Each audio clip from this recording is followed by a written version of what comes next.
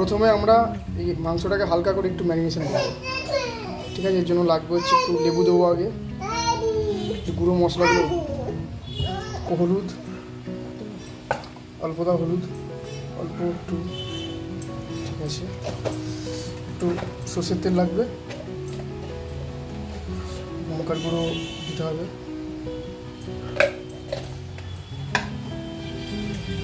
এগুলো সব পরিমাণ মতন দিতে হবে। আমরা 800 গ্রাম মাংস আছে, আমরা সেই পরিমাণে দিচ্ছি। হ্যাঁ,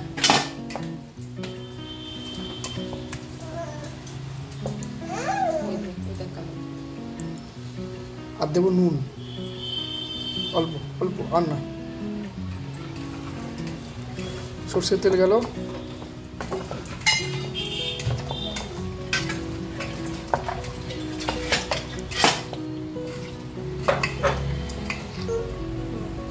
হচ্ছে পরিমাণ মতো নুন, ঠিক আছে? আপাতত একটুই হবে। আর এই আদা রসুনের পেস্টটা থেকে অল্প একটু, পেঁয়াজ আদা রসুনের পেস্ট এটা থেকে অল্প একটু দেবো, জাস্ট ম্যারিনেশনে যেটুকুই দরকার।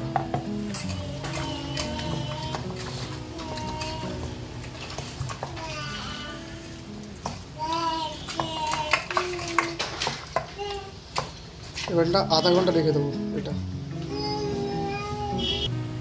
সাদা তেল গেল, সানফ্লাওয়ার অয়েল। এর মধ্যে কি করবি এবার? পেঁয়াজ ভাজবি? এবার পেঁয়াজ বেরেস্তাটা বানাবো। আচ্ছা, এবার আমরা গ্যাসের মিডিয়াম ফ্লেমে পেঁয়াজটাকে ভেজে নেব।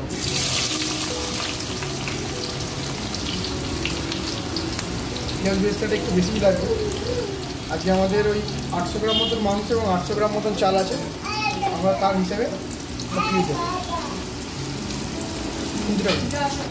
পেঁয়াজটা লাল করে ভেজে তুলতে হবে এবং লক্ষ্য রাখতে হবে যাতে পুড়ে না যায়। পুড়ে গেলে কিন্তু বিরিয়ানির টেস্ট খারাপ হয়ে যাবে। তাতে একটু কম ভাজা হলে অসুবিধা নেই, কিন্তু পুড়ে গেলে বিরিয়ানির টেস্ট খারাপ হয়ে যাবে।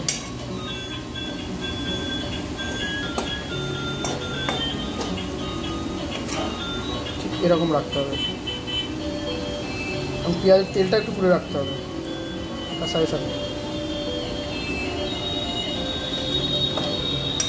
যে তেলটা, ঘিটা রাইসের ওপর যাবে, সেই তেলটা সরিয়ে নর্মাল আলুটাকে আমরা হালকা করে ভেজে নেব, বেশি নয়, কড়া নয়, একদম হালকা। আমাদের হালকা ভাজা হয়ে গেছে, আমরা আলুটা তুলে নেবো গরম করে।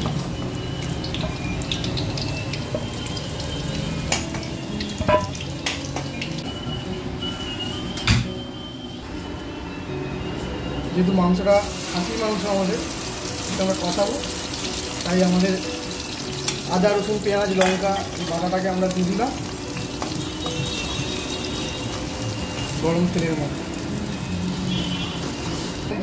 একটু হলুদ দেবো,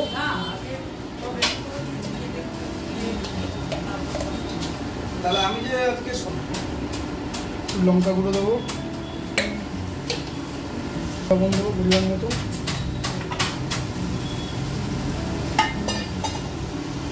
কষিয়ে নেবো ভালো করে।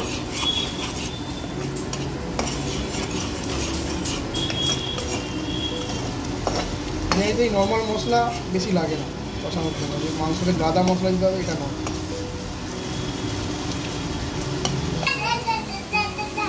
এবার যে মাংসটা রাখা ছিল ম্যারিনেট করে, সেটা দিয়ে দিচ্ছি। আধ ঘন্টা আমরা ম্যারিনেট করে রেখেছিলাম, এটা বেশি রাখলে আরও ভালো হয়, আধ ঘন্টা বেশি রাখলে।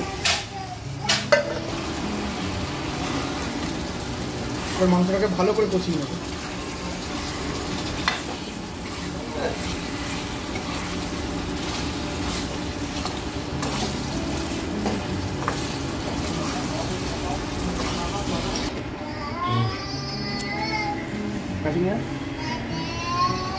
মাংসটা এবার আমরা প্রেসারে দেবো, যেহেতু খাসির মাংস সেদ্ধ করতে হবে, এর জন্য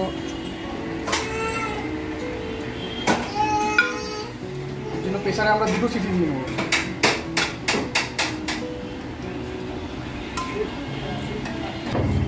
এবার এটা সিটি দেওয়ার আগে তো আমরা পেঁয়াজ বেরেস্তা দেবো এর মধ্যে, টেস্টটা আরও ভালো আনা।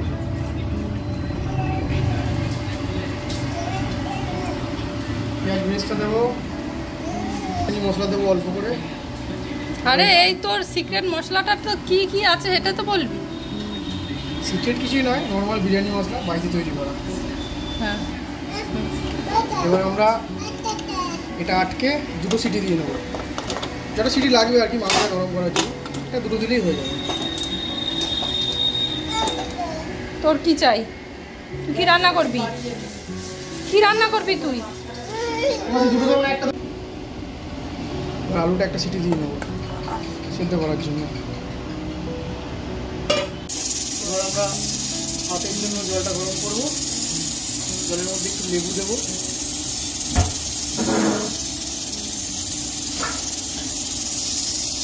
জলের মধ্যে দেবো লেবু। এবার দেবো গোটা মশলা, গোটা মশলা দেবো।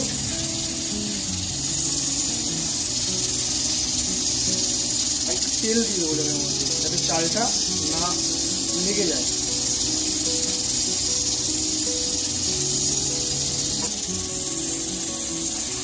নুন দিয়ে দেবো,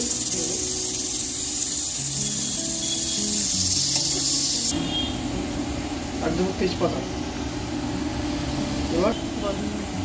এবার জলটা একটু ফুটতে দেবো, একটু গরম হবে, তারপর চালটা দেবো।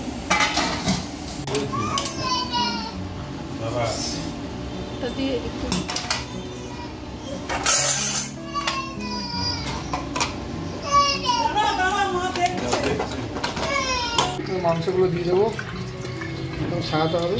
কড়াই থাকবে মাংস, একদম রেয়াজির পিস আছে। এরপর আলুটা একদিকে দিয়ে দেবো,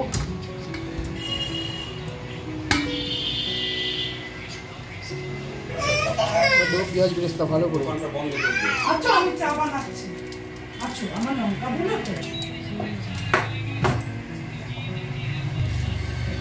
দেবো বিরিয়ানি মশলা,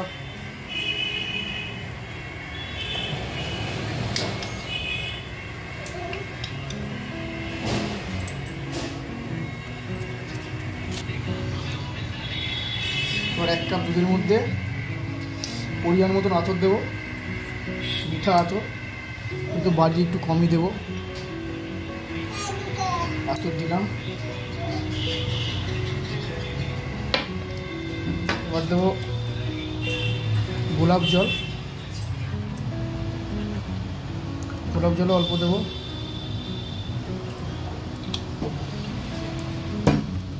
আর দেবো কেওড়া জল।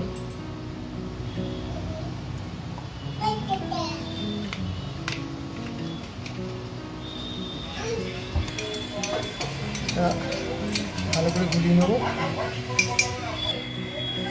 এটা একটু রাইসের মধ্যে আগে মাংসের মধ্যে মিশিয়ে দিয়ে নেবো। তো এর উপরে 2টো লেয়ার করবো আমরা রাইসটাকে। তো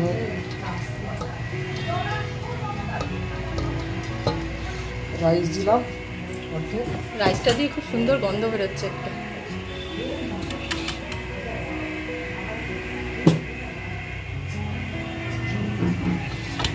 রাইসটা একটু চাড়িয়ে নেবো ভালো করে।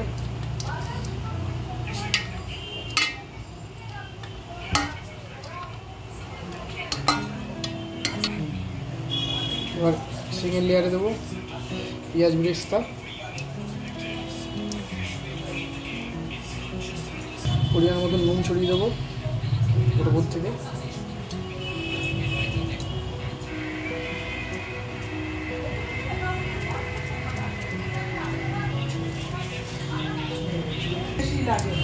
দেবো চিনি,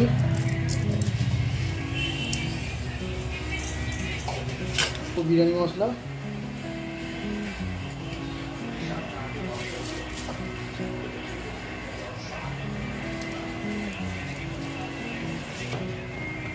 রাইসটা আমরা পুরোটা দিয়ে দেবো।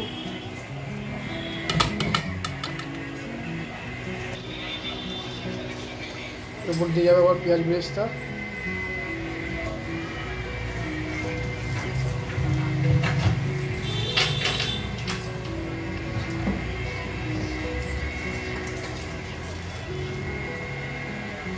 এর বেশি তেলটুকু আমরা দিয়ে দেবো।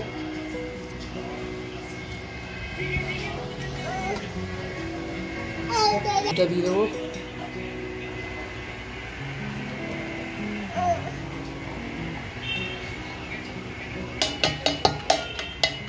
যেহেতু ঘিও অল্প, বাড়ির জন্য একটু অল্প, তাই তো সব কিছু আমরা একান্ত অপনের মতন ঘি দিচ্ছি না।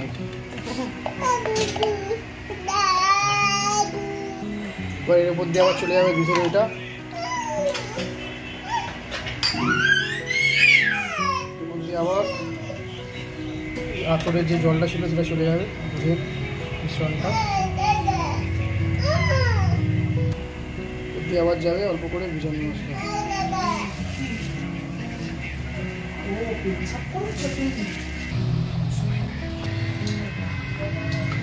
এইভাবে আমরা হাঁড়ির এই টোটাল গোলটা আর কি টোটালটা আটা দিয়ে নেব। তারপরে ঢাকনাটা দেবো যাতে মাছ পোড়া না বেরোতে পারে এবং দমটা যাতে ভালো হয়। এবার ঢাকনাটা দিয়ে দেবো আমরা। ঢাকনা দিয়েছি, ভালো করে চেপে দেবো ঢাকনাটা দিয়ে। এটা দমে বসবে, এটা মোটামুটি আধ ঘন্টা দম হবে।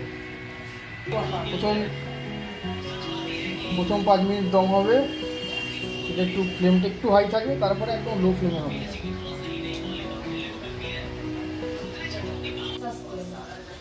এবার বিরিয়ানিটা আমি কাটবো। চাল এবার ঝরে ঝরে পড়বে। চাল এবার ঝরে ঝরে পড়বে, দেখি আগে ঝরে নাকি। এই তো ঝরছে তো। কিরকম ঝরিয়েছে? আগে কি তোর দাদাকে দিচ্ছিস নাকি রে? হ্যাঁ, আমি করে দিলাম সব কিছু, আর তুই ওর দাদাকে দিচ্ছিস। প্রথম বিরিয়ানিটা কে খাবে? প্রথম বিরিয়ানিটা খাবে কে কৌশিক? এবার আমি দিচ্ছি। তো গন্ধতেই তো মানে খিদে পেয়ে যাচ্ছে। সেই পিস ও দাদাকেই আগে দিচ্ছি।